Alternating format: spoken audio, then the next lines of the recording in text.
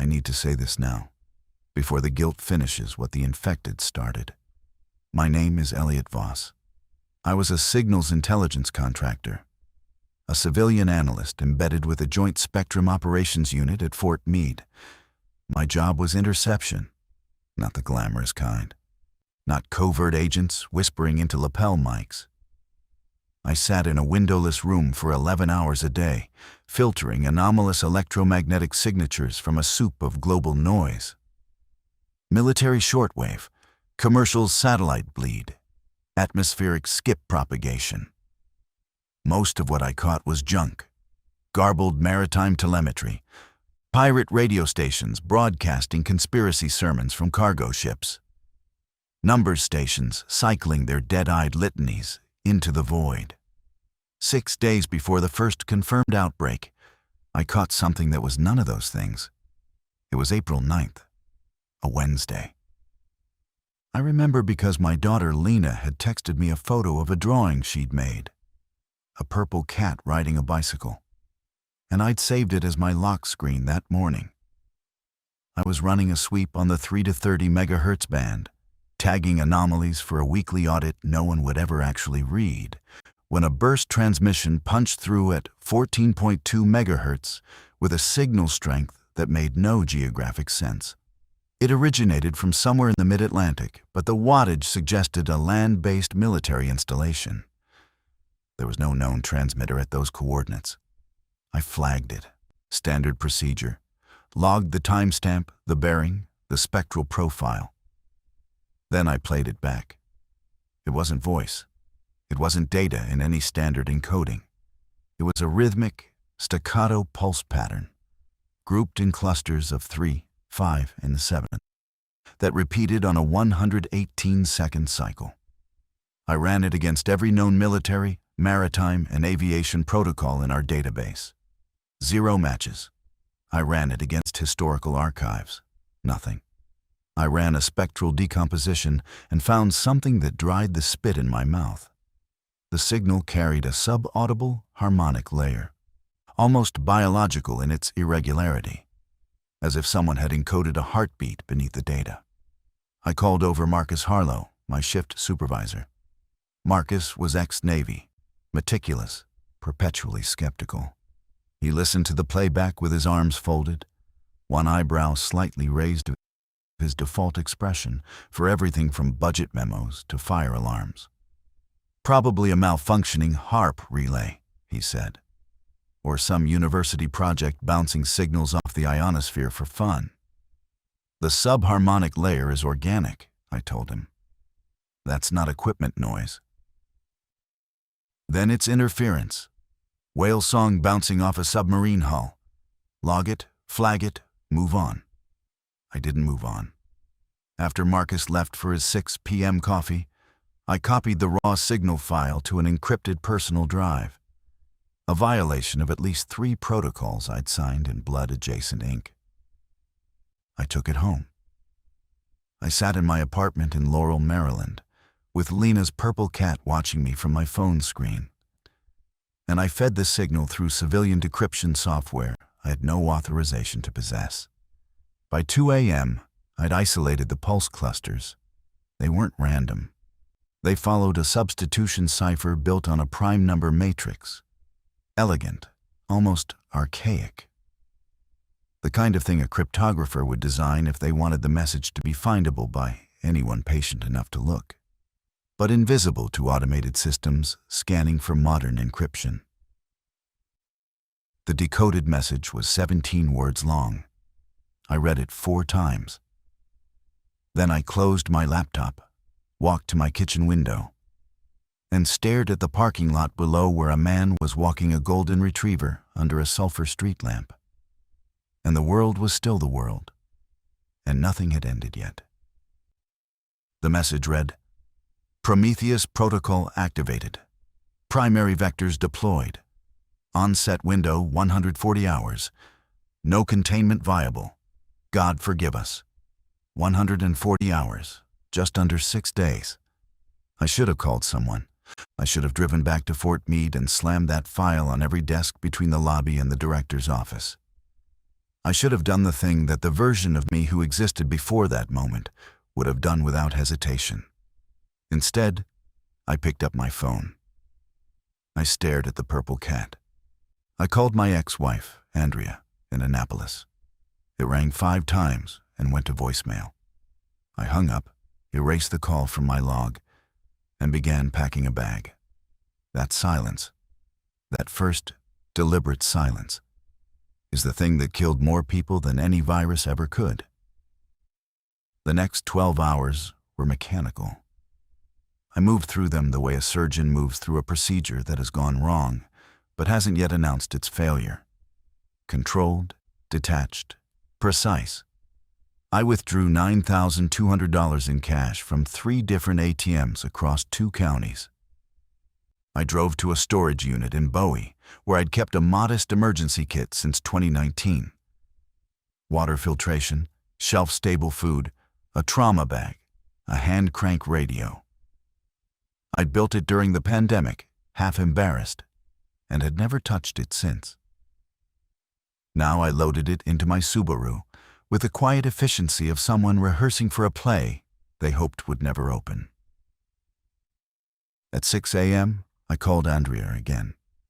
This time she answered. "Elliot, it's Thursday. It's dawn."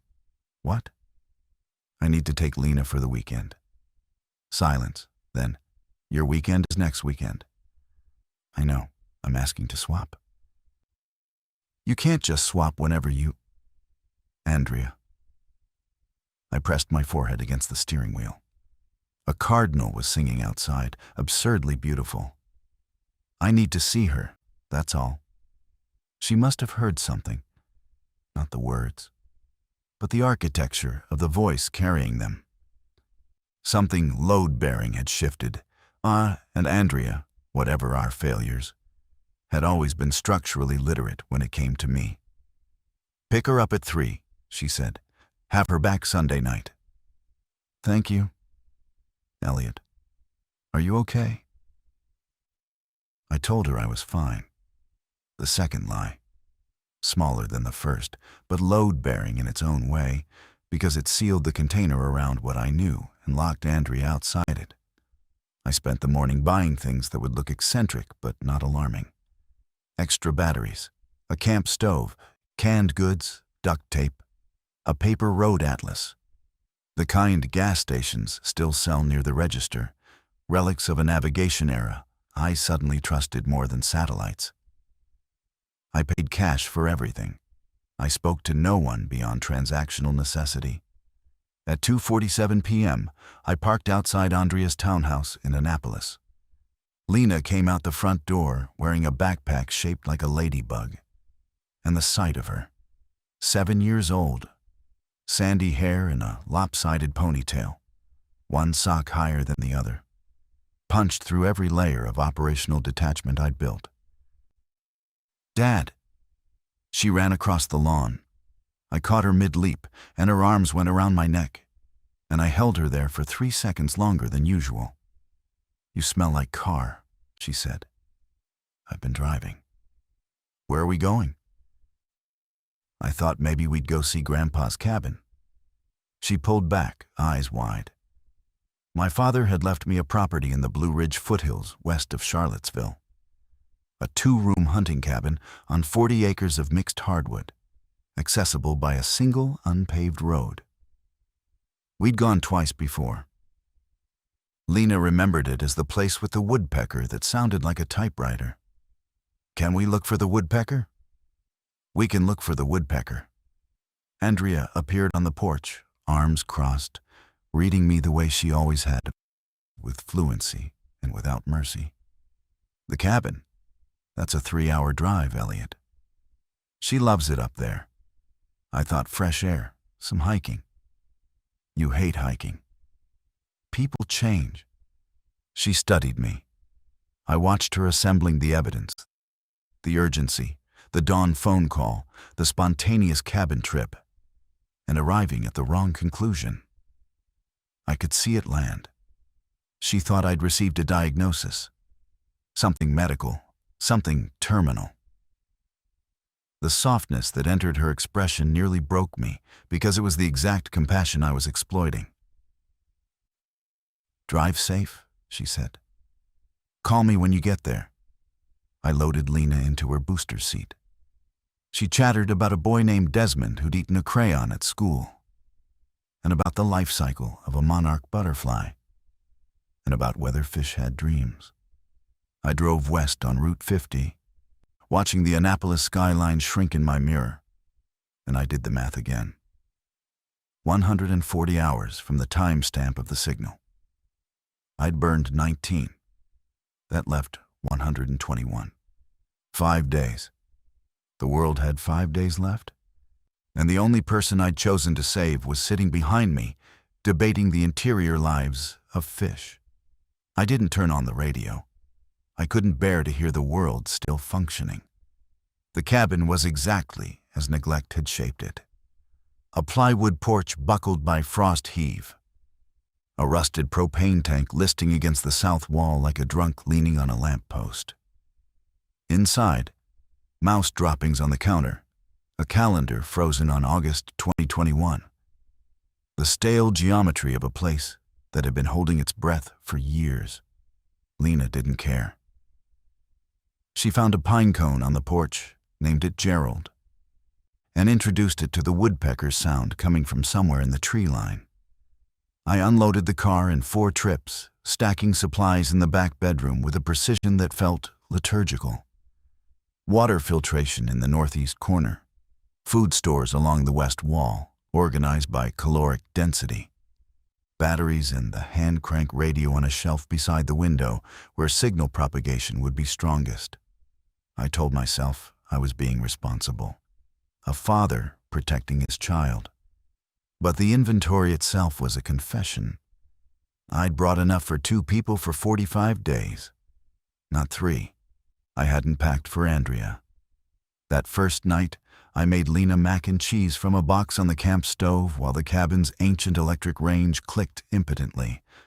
The power was on, but I didn't trust it to last. She ate with her feet swinging off the chair, telling me about a book where a mouse sailed across an ocean in a teacup. "Dad, why are there so many cans? We might stay a while." "How long is a while?" "I'm not sure yet, Bug." She accepted this with the divine flexibility of 7-year-olds, for whom adult unpredictability is simply weather. I tucked her into the cabin's only real bed, a lumpy, full mattress in the main room. She was asleep in 4 minutes. I stood in the doorway and watched her breathe, and I counted. 102 hours remaining. I went outside. The Blue Ridge dark was total. No light pollution, no highways, just the dense acoustic tapestry of frogs and insects, and the occasional territorial bark of something canine on the far ridge.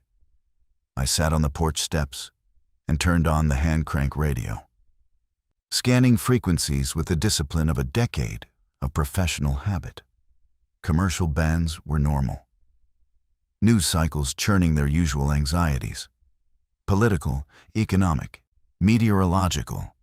Nothing about unusual disease clusters, nothing about emergency protocols. Nothing about anything called Prometheus. For one trembling, beautiful moment, I let myself believe I'd been wrong. A misread cipher, a hoax transmission, some elaborate test I'd failed by taking seriously. The relief was narcotic. I nearly laughed. Then I found the military bands. They were quiet, not silent.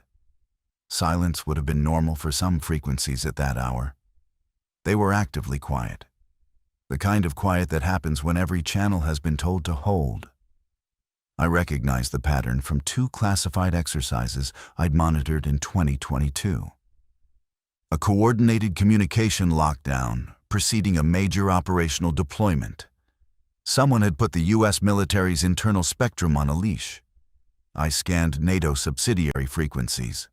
Same pattern. Then I checked civilian emergency management bands. FEMA, state-level EMS coordination. Those were noisy, But it was the wrong kind of noise. Administrative chatter, staffing confirmations, resource pre-positioning language disguised as routine readiness checks. Someone was moving chess pieces and calling it a drill. My phone vibrated. Andrea. You didn't call. Sorry, just got her down. How's the cabin? Standing, barely. Elliot? A pause. Whatever it is, you can tell me. The invitation hung there, generous and terrible. I could feel the words assembling behind my teeth. Andrea, something is coming. Take your mother and drive to the cabin. Bring water and medicine and don't stop for anyone. I could feel how easy it would be to say them, and how completely they would change the trajectory of what followed. It's nothing, I said. I just needed a reset. Okay. She didn't believe me, but she respected the boundary, because that was the architecture of our divorce. We'd gotten very good at respecting boundaries that should have been torn down.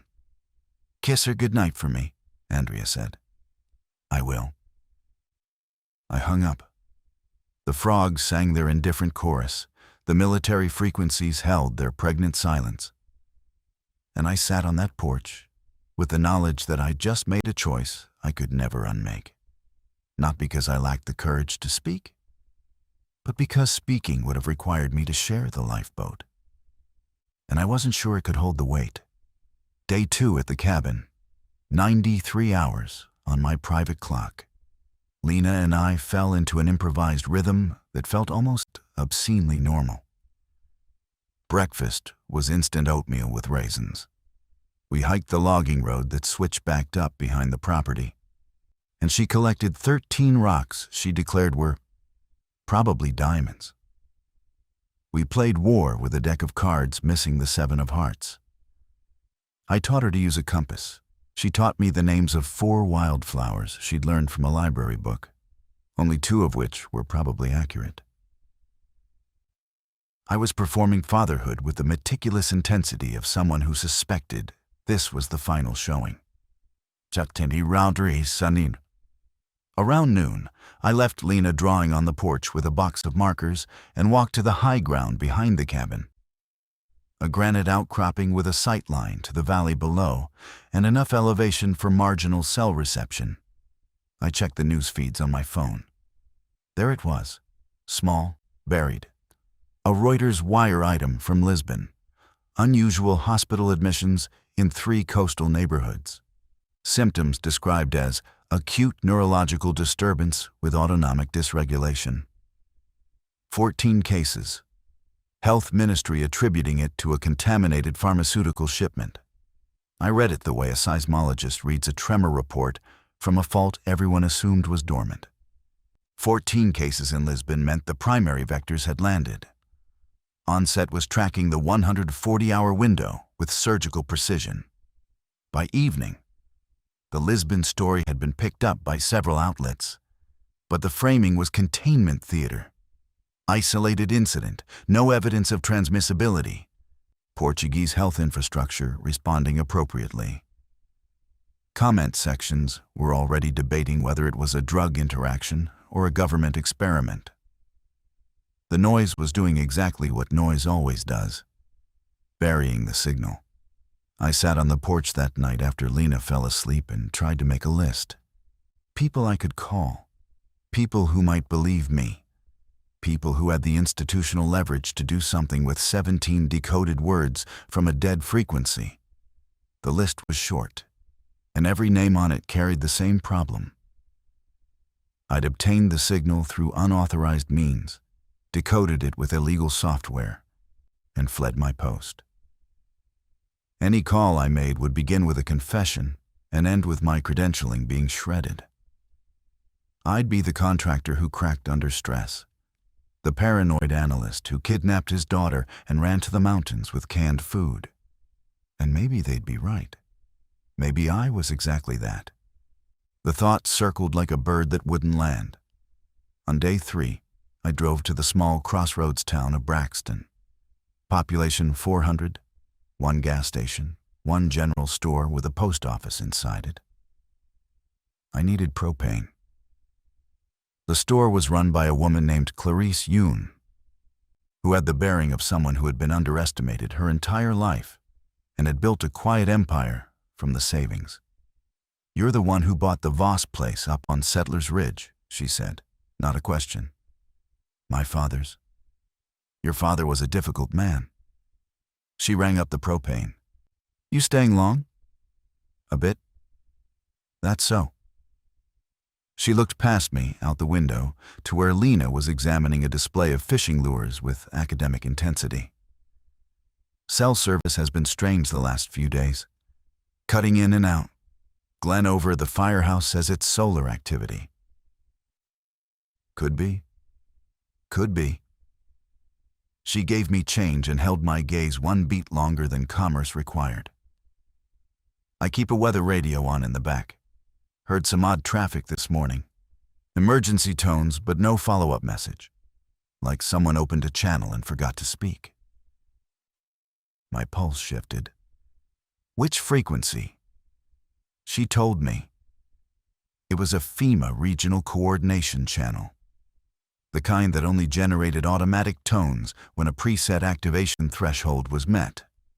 Not a human pressing a button, but a system responding to criteria. "Probably a glitch," I said. "Probably." We looked at each other across the counter.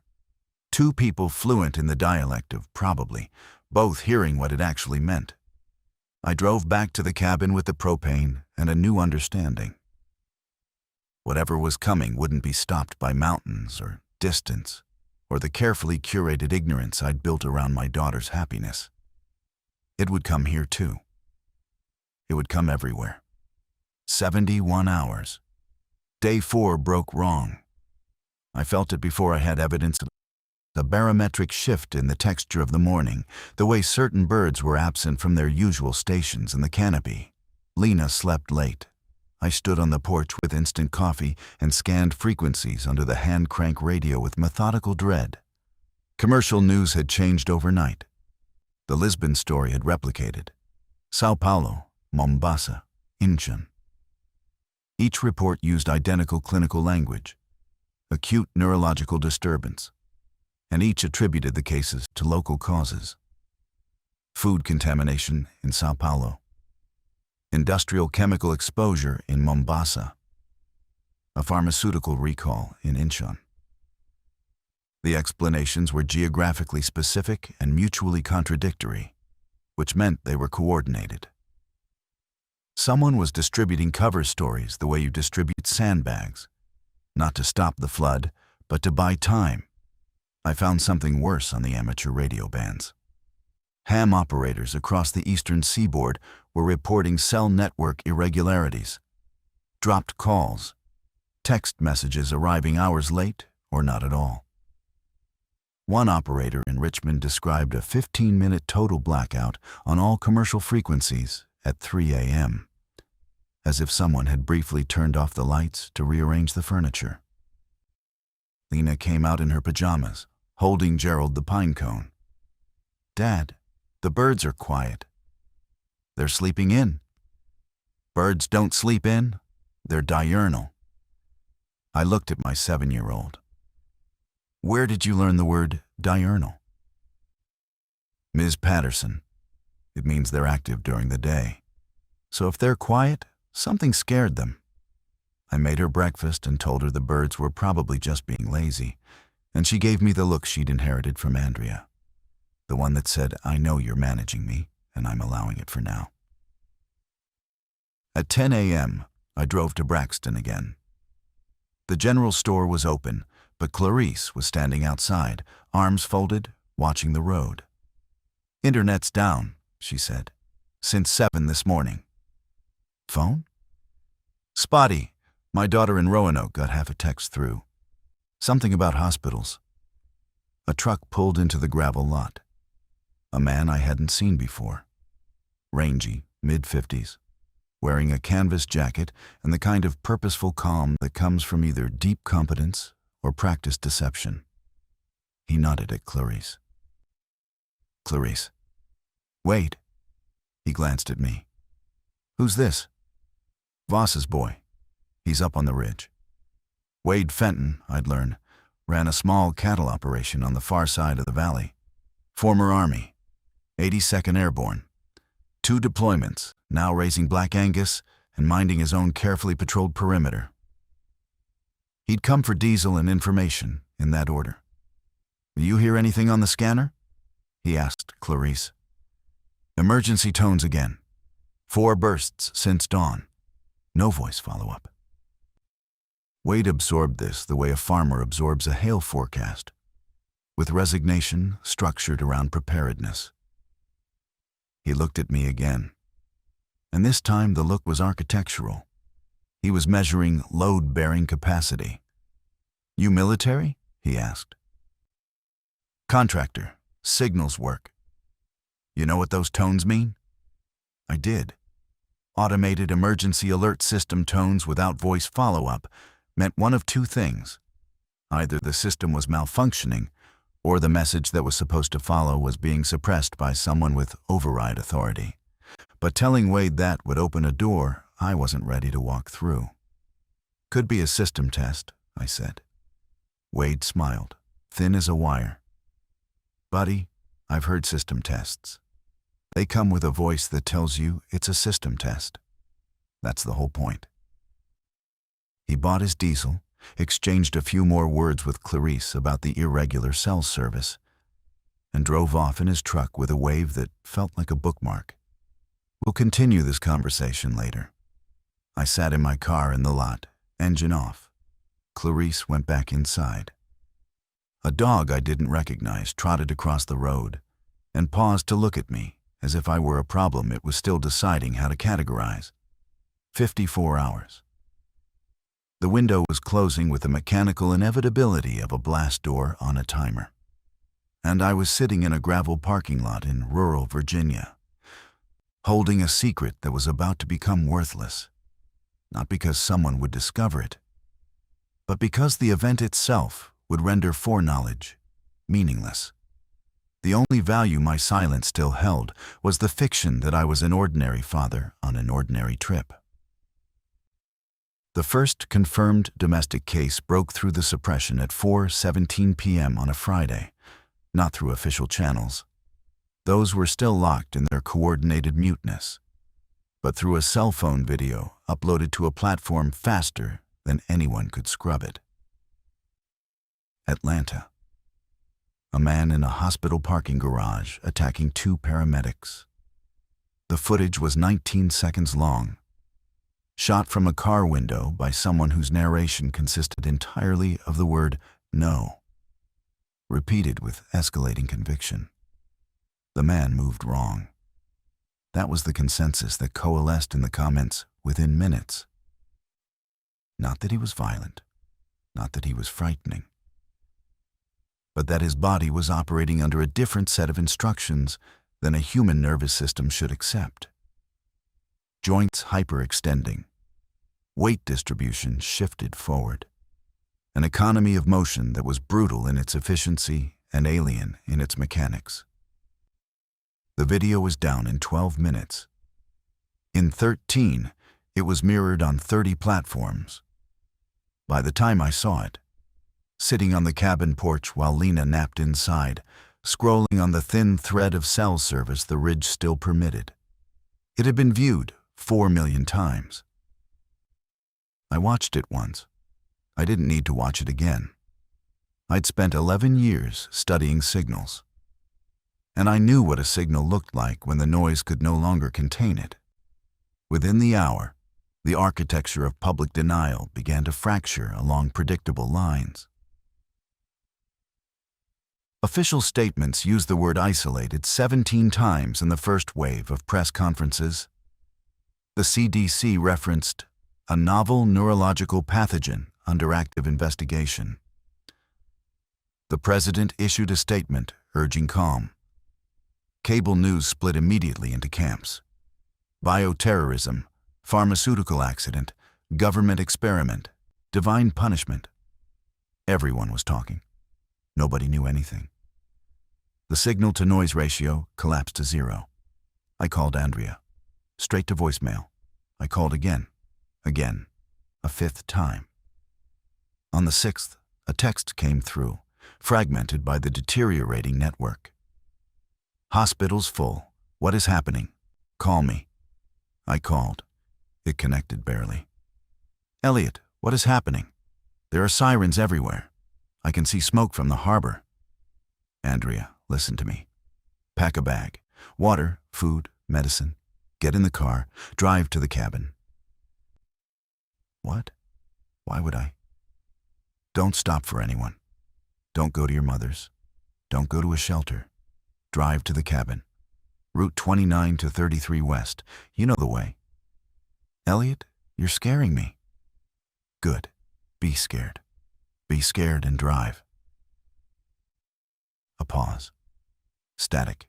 Then, do you know what this is? The question landed like a blade against a nerve. Not what's happening, but do you know? Andrea had always been capable of that. The precision strike that bypassed context and went straight to the confession. I know enough, I said. Please drive. Now. The call dropped. I stared at the phone. The screen showed 1 bar of service flickering like a candle in a draft. I didn't know if she'd heard enough. I didn't know if she'd come. Inside the cabin, Lena stirred from her nap and called for me. I went in. She was sitting up in bed, hair tangled, eyes soft with sleep. I heard you yelling. I wasn't yelling, Bug. I was talking to Mom. You were using your serious voice. Sometimes things need a serious voice. She studied me. Is something bad happening? I knelt beside the bed. The light through the window was amber and golden and made everything in the room look like a painting of a place that no longer existed. I wanted to preserve this exact moment in glass. My daughter, the light. The last seconds before I had to start telling her the truth. Something is happening, I said. And we're going to be safe here. But I need you to listen to me very carefully from now on. Can you do that? She nodded. Solemn. Gerald the pine cone was clutched against her chest like a talisman. Okay, Dad. I pulled her into a hug and held her against me, and felt the catastrophic weight of every hour I'd wasted on silence when I could have been building something bigger than a 2-person lifeboat in the mountains. 31 hours. But the clock had already become decorative. The onset was here, and it was everywhere. And my countdown was just a private ritual in a world that had begun its own. Andrea arrived at 2 a.m. She didn't come alone. I heard the car before I saw it, laboring up the unpaved road with a transmission whine that meant she'd been driving in 3rd gear for miles, probably afraid to stop long enough to think about what gear she should be in. I was on the porch with a flashlight, and when the headlights broke through the tree line, I felt something release in my chest that I hadn't realized had been clenched since Annapolis. She parked at an angle. The driver's door opened, and Andrea stepped out looking like a woman who had outrun something without ever identifying what it was. Her hair was pulled back. She was wearing running shoes and a cardigan over what appeared to be pajamas. Her eyes found me, and the relief in them lasted exactly 1 second before it was replaced by something harder. You knew, she said. Andrea. You knew before you took Lena, before you called Wednesday morning. You already knew. The passenger door opened. A man got out. Tall, close-cropped gray hair, moving with the careful deliberation of someone managing pain. I didn't recognize him. This is Ray Calloway, Andrea said. Her voice had the clipped, efficiency-first quality she used in crisis, the ER nurse in her deploying ahead of the ex-wife. He's my neighbor. His wife is in a care facility in Annapolis that stopped answering calls 6 hours ago. He had nowhere to go. Ray looked at me across the roof of the car. He had the bearing of a man who understood he was a variable in someone else's equation. "I won't be trouble," he said. "I can work, and I can keep watch." I looked at Andrea, at Ray, at the car, where I could see a back seat packed with bags and bottles and the shapes of hasty decisions. "Come inside," I said. Lena woke when Andrea entered the cabin. The reunion was fierce and wordless. Andrea on her knees, Lena's arms around her neck, both of them breathing each other in with an intensity that made me an outsider in my own shelter. I busied myself making space, heating water, performing the practical liturgy of absorption. Ray Calloway, it emerged over instant coffee, was 61, retired electrician. His wife, Miriam, had early-onset Alzheimer's and had been in assisted living for 8 months. He'd called the facility 11 times during the drive. No answer. He relayed this information with the controlled flatness of a man who had already grieved what he was describing and was now simply filing the report. "What did you see on the road?" I asked. Andrea and Ray exchanged a look, the shared archive of people who had survived the same passage. "Baltimore Beltway was gridlocked," Andrea said. "We took surface streets through Glen Burnie. There were—" She stopped, glanced at Lena, who was asleep again on the mattress. There were people in the road, not protesters, not lost. They were just standing, dozens of them, in the middle of intersections, not moving. "Early stage," I said before I could stop myself. The silence that followed had physical weight. Andrea set down her coffee. "Early stage of what, Elliot?" I told them. Not everything. Not the signal, not the cipher, not the 17 words. But enough. That I'd seen intelligence suggesting a coordinated biological event. That I'd had roughly 6 days warning.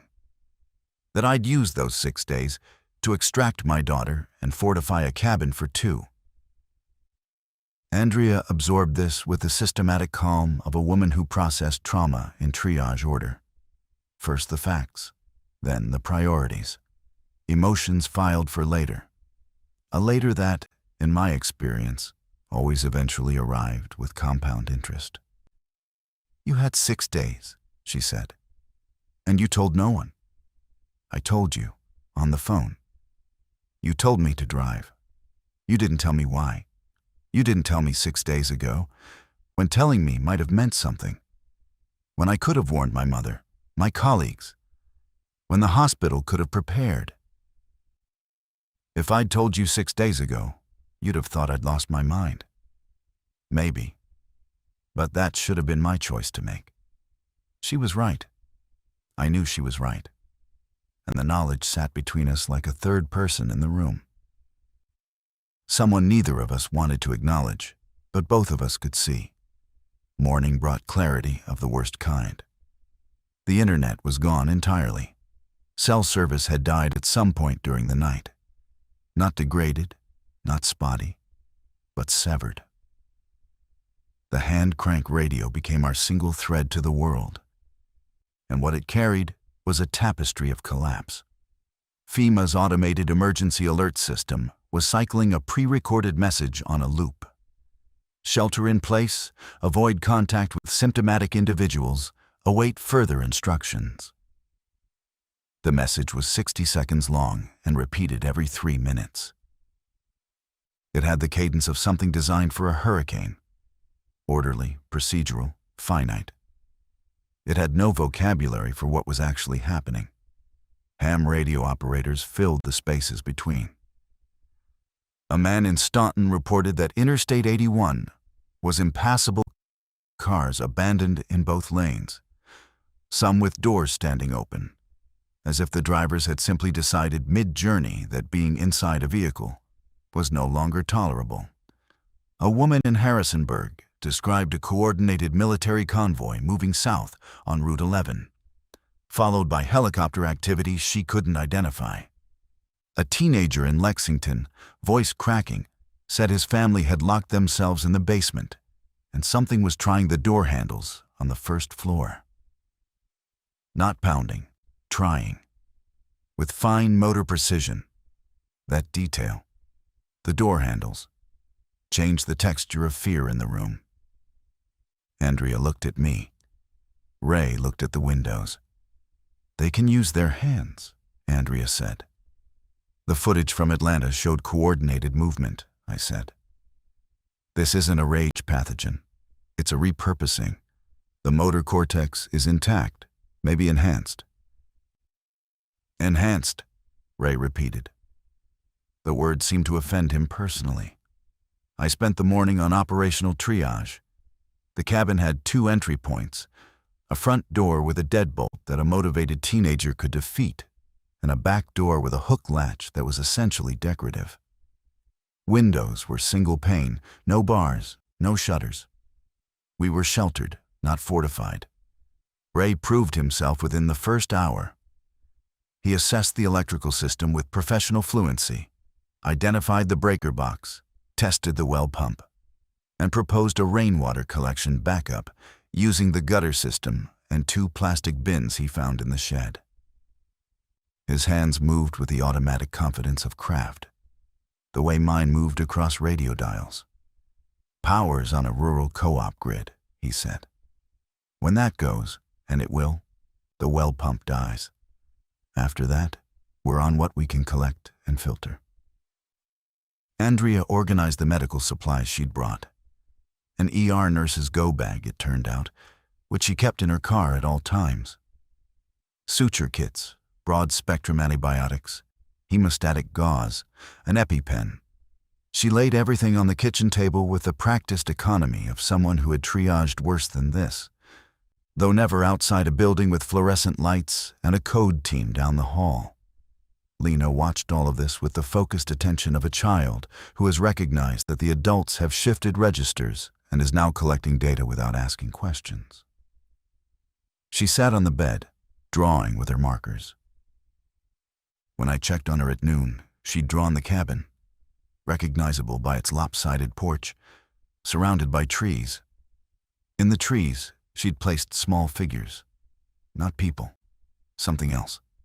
Round heads, stick bodies, standing in rows. What are those, Bug? The standing people, she said. From what Mom said last night, I'd thought she was asleep. She hadn't been. They're just sick people, Lena. They need help. Then why are we hiding from them? The question was a scalpel. I had no anesthesia for it. That afternoon, Wade Fenton's truck appeared on the Ridge Road. He parked, stepped out, and surveyed our operation with a rancher's evaluative squint. The same expression he probably used to assess whether a fence would hold through winter. Heard you on the scanner, he told me. That wasn't possible. I hadn't transmitted.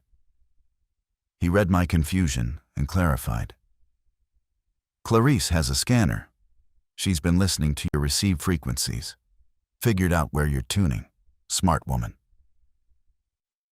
He looked at the cabin, the improvised rain collection, the single-pane windows. This won't hold, he said. But my place might. I've got a stone farmhouse, a generator, and 300 acres of open sightline. He wasn't offering charity. He was recruiting. We moved to Wade's farm on foot. His recommendation. Vehicles make noise. Noise draws attention. And the attention of what was now moving through the valleys was not something you wanted to attract. We carried what we could. Ray managed 2 packs, despite the obvious pain in his left hip he refused to name. Andrea carried medical supplies and held Lena's hand. I carried the radio equipment and the food. And I carried the invisible weight of being the person who had known and said nothing. Wade's property sat on a natural plateau, high ground with graduated slopes on 3 sides and a limestone cliff on the 4th. The farmhouse was fieldstone, built in the 1940s by people who understood that a home should also be a fortification.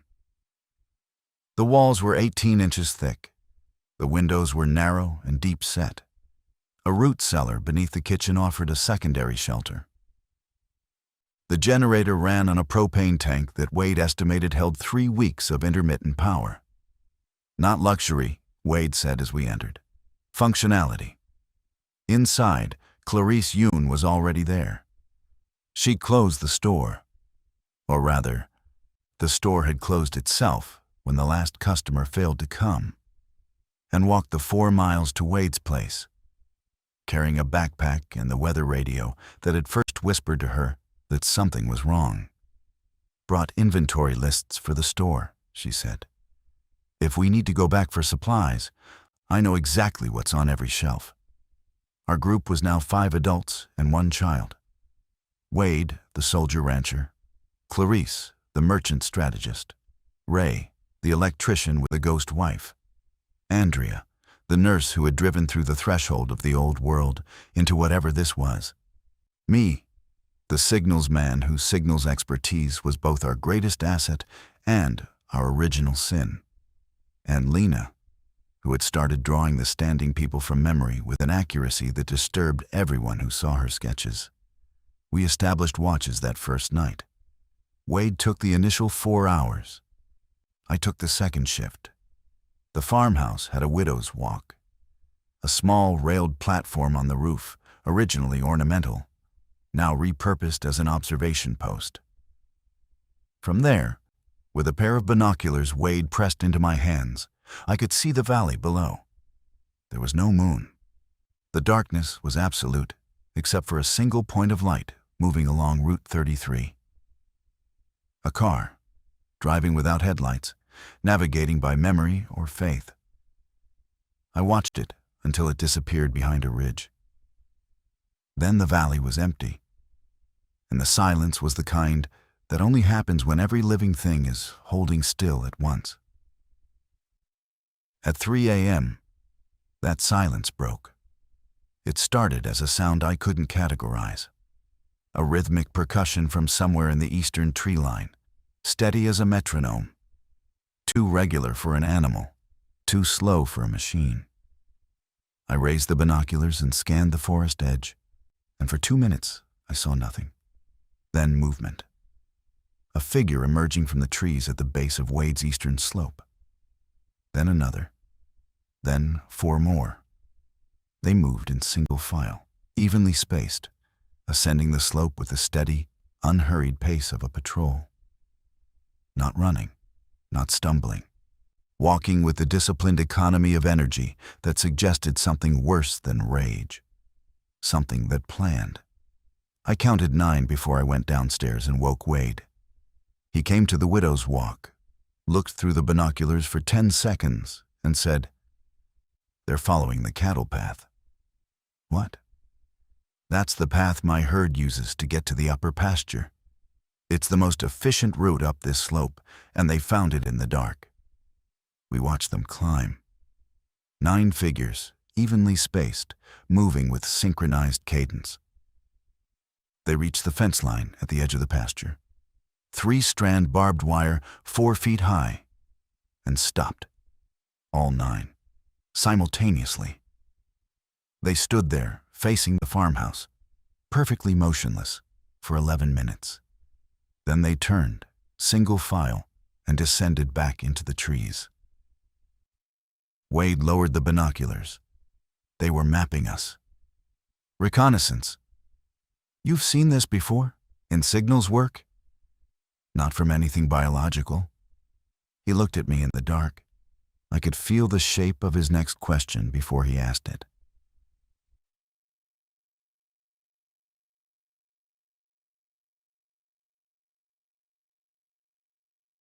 What exactly do you know about what this is, Elliot? I'd been waiting for this moment since the cabin.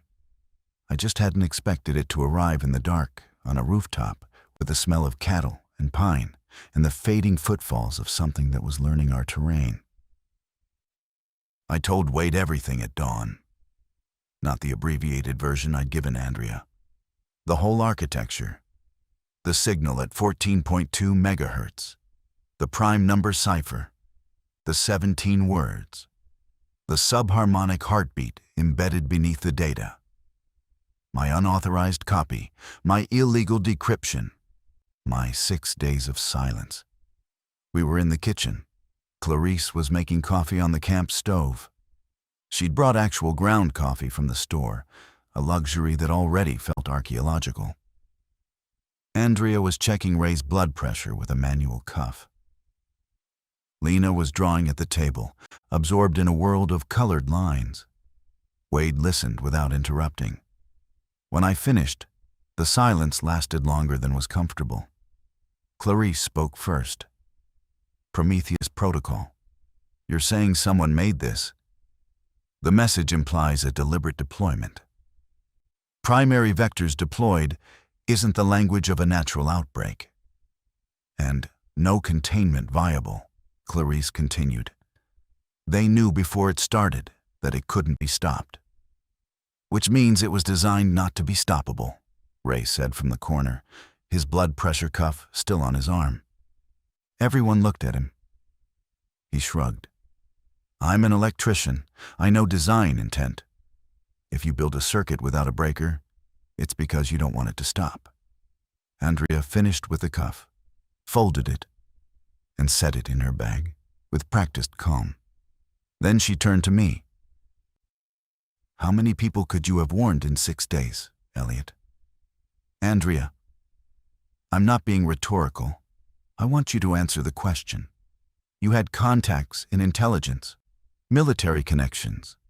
You could have leaked the signal to the press, to the ham radio community, to anyone. How many people, with 6 days' warning, could have prepared, could have moved, could have survived? The math was annihilating. Not because I hadn't run it. I'd been running it constantly, a background process consuming every spare cycle of my mind.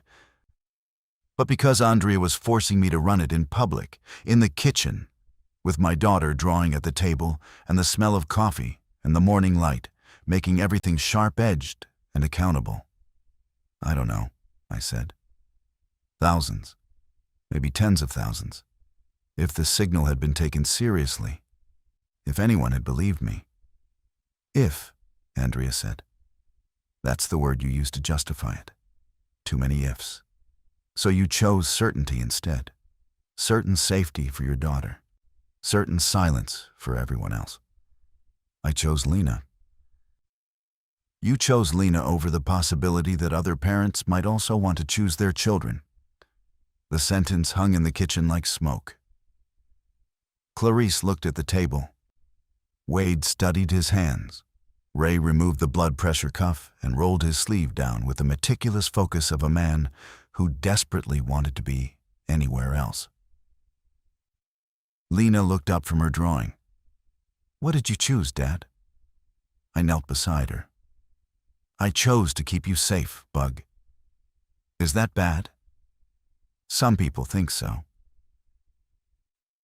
She considered this with the gravity of a child who has recently learned that the world is complicated and is still deciding how she feels about it. Gerald thinks it's okay, she said, indicating the pine cone on the table beside her. Gerald's a good friend. Wade cleared his throat. Here's what I know. That signal. Can you find it again? Can you scan for anything new? If it's still broadcasting, yes. The equipment at the cabin is limited, but with your generator running my setup, I can scan a much wider range. Then that's your job. Whatever this is, whatever made it, the people who designed it are still communicating. Signals don't stop just because the operation is underway. If anything, the operational phase generates more traffic. Find it, intercept it, decode it. Wade was offering me something I didn't deserve. A function. A role that converted my specific failure into a specific asset. The man who had intercepted a warning and buried it could now intercept the next transmission and share it. The tool that had been misused could be used again. Correctly, this time. I can do that, I said. Good. Wade stood. Because those 9 things on the hill last night aren't coming back to look. They're coming back to test. And I'd like to know what frequency they're operating on when they do. I built the listening post on Wade's Widow's Walk. The elevation was ideal line of sight to 3 valleys, and enough atmospheric clearance to pull in signals that the surrounding terrain would normally swallow.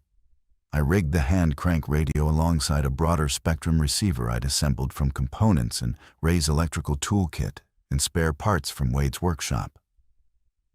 Ugly, improvised, but functional.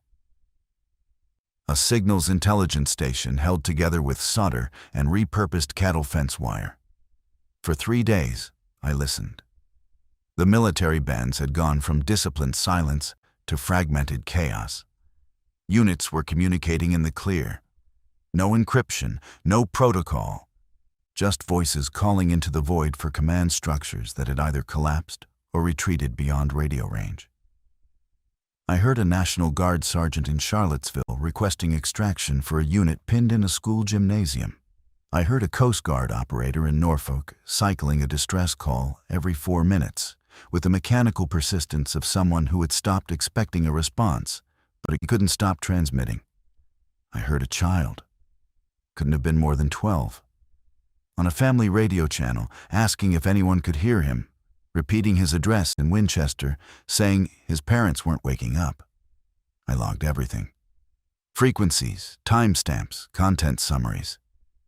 The discipline of it was a life raft. As long as I was cataloging, I was performing a function. And function was the only currency that purchased my right to exist in this group. On the 2nd day of listening, I found it. A burst transmission on 14.2 megahertz. Same frequency as the original. Same prime number matrix cipher. Same subaudible heartbeat threading beneath the data like a pulse. The message was longer this time. 41 words. I decoded it in 90 minutes, my hands trembling badly enough that I had to redo 2 substitution tables. The message read, Prometheus Phase 2 authorized. Vector adaptation exceeding projections. Cognitive retention at 62%. Coordinated behavior confirmed in all primary zones. Secondary dispersal unnecessary. Recommend observation perimeter expansion. Manhattan criterion met. I read it 5 times. Each reading carved a new channel of understanding through the substrate of my fear. Cognitive retention at 62%. The infected were retaining most of their cognitive function. They weren't mindless. They were repurposed. 62% of a human brain is enough for language, for planning, for strategy, for remembering where you live. Coordinated behavior confirmed. Wade's 9 figures on the cattle path weren't an anomaly. They were the baseline. Manhattan criterion met. I didn't know what the Manhattan criterion was, but the reference was unmistakable. Manhattan Project. The threshold at which a weapon proves it works. I brought the decoded message to the kitchen. Everyone was there. Evening meal, canned soup, the domestic ritual we maintained as a psychological retaining wall against the disintegration outside. I read the message aloud. When I finished, the only sound was Lena's spoon against her bowl. Clarice spoke first. Observation perimeter expansion. They're still watching. Whoever sent this is monitoring the outbreak, I said. Not responding to it, observing it. This is a test, and they're collecting data. Who's they? Ray asked. I don't know. The signal originates from the mid-Atlantic. Could be a ship, a submarine, an offshore platform. Wade leaned back. So this isn't a disaster. It's an experiment. With a success metric, Andrea added. Her voice was calm. Clinically calm, the calm she used with patients who were coding. The Manhattan criterion. They built this to achieve something, and it's working. Which means there's a design, I said. And if there's a design, there's a blueprint. And if there's a blueprint, there might be a flaw, Clarice finished. We looked at each other around the table. 6 people in a stone farmhouse in the Blue Ridge foothills, eating canned soup by lamplight. And for the first time since the onset, the operative emotion in the room wasn't fear. It was the focused, crystalline anger of people who have discovered that their suffering was someone's intended outcome. "Find the next signal," Wade said. "Find the flaw." I went back to the widow's walk and I listened. On day 11, they came back. Not 9 this time. 37. Wade saw them first, through the binoculars, ascending the eastern slope at 4 a.m. in a formation that had evolved since their first visit. No longer single file. They moved in a staggered echelon, spacing maintained with geometric precision, covering the terrain the way water covers a surface. Finding every low point, every gap, every angle of approach that minimized exposure to observation. He woke us with a single word through each door. "Contact." The protocol we'd drilled took effect with imperfect but functional urgency. Ray killed the generator to eliminate noise and light.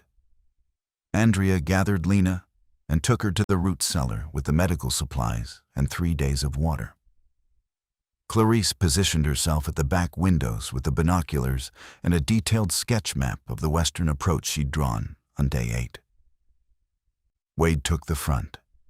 I took the widow's walk. From above, I could see them clearly for the first time. The moonlight was thin but sufficient, and what it revealed disassembled every remaining assumption I'd built from news footage and radio reports. They looked human. That was the problem. Not shambling, not grotesque, not conveniently monstrous in ways that would make the necessary calculations easier. They looked like people who had been fundamentally reprogrammed, but not physically destroyed. Their clothes were the clothes they'd been wearing when the change took them office wear. Pajamas, a UPS uniform, a high school letterman jacket. Their faces were slack, but not vacant. Their eyes tracked the environment with the systematic attention of a predator cataloging variables. The formation reached the fence line. They stopped, all 37. The same simultaneous halt as before, as if someone had pressed pause on a collective nervous system. Then one of them stepped forward. A woman, mid-30s, wearing a nurse's scrubs. And the specificity of that detail, the scrubs, landed in my chest like a fist because Andrea was downstairs, and this woman could have been Andrea's colleague, her friend, someone she'd worked alongside in the fluorescent urgency of an ER that no longer existed. The woman in scrubs looked up at the farmhouse, not at the windows, not at the doors, at the widow's walk, at me. She tilted her head at a gesture so precisely human that it crossed the uncanny valley in reverse. Not machine imitating person, but person operating under machine logic. Then she raised her right hand, palm out, tzat, and held it there. A signal, not aggressive, communicative. I didn't move. I didn't signal back. I barely breathed. She held the gesture for 15 seconds. Then she lowered her hand, turned, and walked back into the formation. The group held position for another 6 minutes. Then they withdrew, the same staggered echelon, the same geometric precision, descending the slope and dissolving into the tree line, like a thought returning to the subconscious. I stayed on the widow's walk until dawn. When the light came, I went down to the kitchen where Wade and Clarice were waiting. "She signaled," Clarice said. "She'd seen it from the back windows." "Yes. What did she want?" "I don't know." "Yes, you do," Wade said. "Your signals, that's what you do." "What was she saying?" I sat down.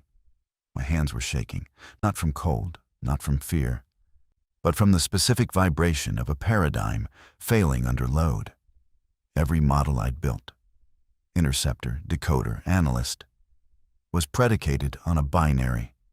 Human intelligence on one side, unknown signal on the other. Now the unknown signal was a woman in scrubs standing at a fence line, and the binary was dissolving.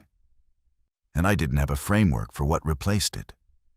She was establishing contact, I said. First contact protocol. You show yourself. You demonstrate non-aggression. You wait for a reciprocal gesture. First contact, Clarice repeated.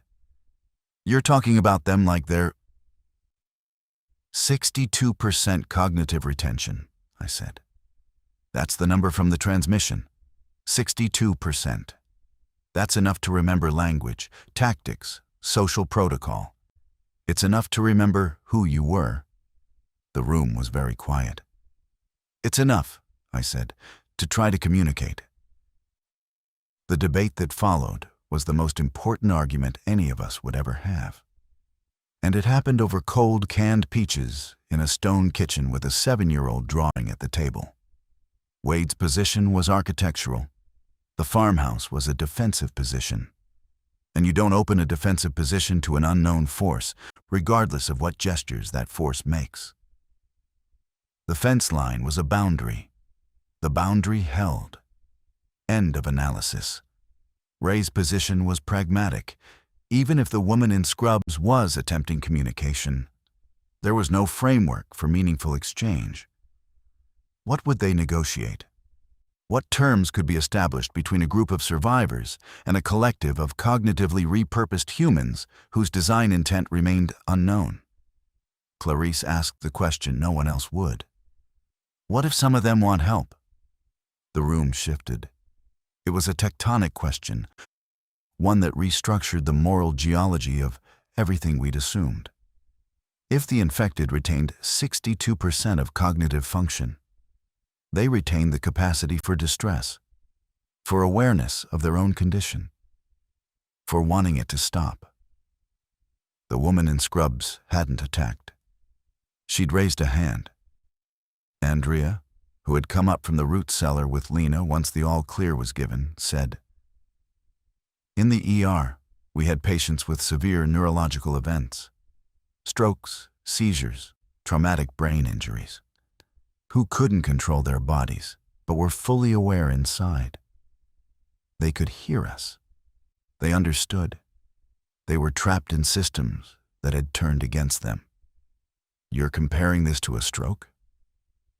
Wade's voice carried the tight edge of a man whose tactical framework was being undermined by compassion. I'm saying that 62% is a person. It's a diminished person, a person in crisis, but it's a person. And that person just stood at your fence and asked for something.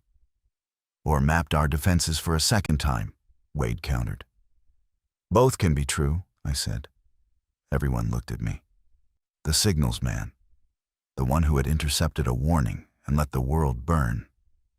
My credibility in this room was a scarred, fragile thing, rebuilt through days of radio monitoring and hard data, but still bearing the fracture lines of my original failure. In intelligence work, I said, a signal can carry multiple layers simultaneously. A transmission can be both a genuine communication and a tactical probe.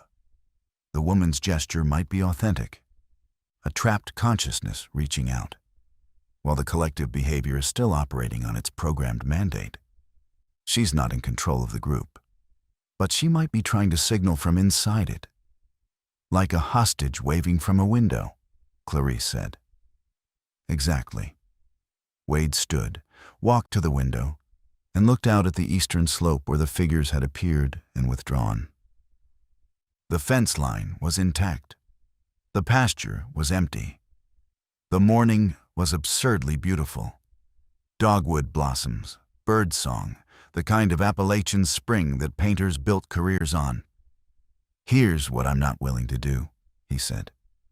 I'm not willing to risk the people in this house on a theory. Not yours, Elliot. Not anyone's. We have a 7-year-old in here. I know. But he turned from the window. I'm also not willing to be the man who ignored a signal. Someone in this group already made that mistake. The words hit cleanly. No cruelty in them. Just the flat precision of a man who called things what they were. Next time they come, Wade said, we observe. We document. If there's a pattern, we map it. If the woman signals again, we note the specifics. We don't engage until we understand. And we don't understand until we have data. He looked at me. That's your department. Build me a data set. Behavioral patterns, timing, formation changes, any attempt at communication. Treat them like a signal. Find the meaning in the noise. It was the second time Wade had converted my guilt into a function. But this time, the function wasn't just interception. It was translation. The man who had failed to transmit a warning was now being asked to decode a request for contact from the thing that warning had failed to prevent. The symmetry was either poetic or cruel. I suspected it was both. "I'll need to be closer," I said. "The widow's walk is too far for behavioral detail." "Then we built a forward observation point," Wade said. "Together. We built it at the fence line. A low-profile blind constructed from cedar planks and cattle panels, positioned where the woman in scrubs had made her gesture. Wade and Ray did the carpentry. I installed a receiver antenna tuned to capture any electromagnetic emissions from the group. A long shot, but the subaudible heartbeat in the Prometheus transmissions suggested a carrier frequency. And if the infected were coordinating, they might be doing so on a wavelength we could detect. On the second night in the blind, they returned. I was alone. Wade had argued against it. I'd argued that the presence of one person, the same person, might establish a pattern the woman could recognize. A consistent signal. A frequency she could tune to. 22 of them emerged from the tree line. At 3:40 a.m.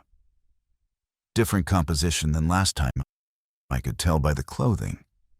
They approached in the same echelon formation, reached the fence, and stopped. The woman in scrubs was among them. Third from the left. I sat in the blind, 12 feet from the fence, separated from 37 mouths and 37 sets of hands by cedar planks and 3 strands of barbed wire. My heart was running at a frequency I could feel in my wrists, my throat, my temples. The woman stepped forward again. Same posture as before.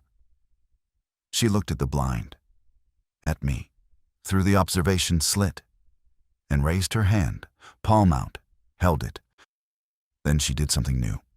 She moved her fingers, not a wave, a pattern. 3 taps of her index finger against her thumb. Pause. 5 taps, pause, 7 taps. 3, 5, 7. The prime number sequence from the cipher. My vision blurred. The world tilted on an axis I hadn't known existed. She was reproducing the mathematical foundation of the Prometheus encryption, not because she'd been programmed to, but because she'd understood it. She had accessed the signal's architecture, the same architecture I'd decoded on a laptop in Laurel, Maryland, with a purple cat on my phone screen. And she was reflecting it back to me. She was saying, "I know what was done to us. I know the language it was done in. And I'm still here inside it." I raised my hand, palm out. I tapped the same pattern against my thumb. 3, 5, 7. She saw it. Her head tilted again. That precise, human gesture. And something shifted in her expression. Not a smile, not relief. Something older and more fundamental. Recognition. The primordial signal that says, "I see you and you see me, and we are both real." Then the collective shifted. A ripple passed through the group. Visible, physical, like a shudder traveling through a single organism. The woman's hand dropped. Her expression flattened. She stepped back into formation, and the group withdrew with the synchronized efficiency I'd come to associate with their operational mode. But something had happened at the fence line that changed everything. The woman had demonstrated autonomous behavior within the collective, a signal within the signal. She was not fully subsumed. The 62% wasn't just cognitive residue. It was a competing consciousness, fighting for bandwidth against whatever Prometheus had installed. I went back to the farmhouse and woke everyone. I told them what I'd seen. Clarice cried. Ray stared at the table. Andrea held my gaze with an expression I'd never seen on her face. Not forgiveness, not accusation, but a kind of ferocious renegotiation. You decoded the signal that announced this, she said. Now you're decoding the signal coming from inside it, from the people it was done to. Yes. Then decode more. Find out what they need. Find out if there's a way to reach the 62% and give it back the other 38%. I didn't know if that was possible.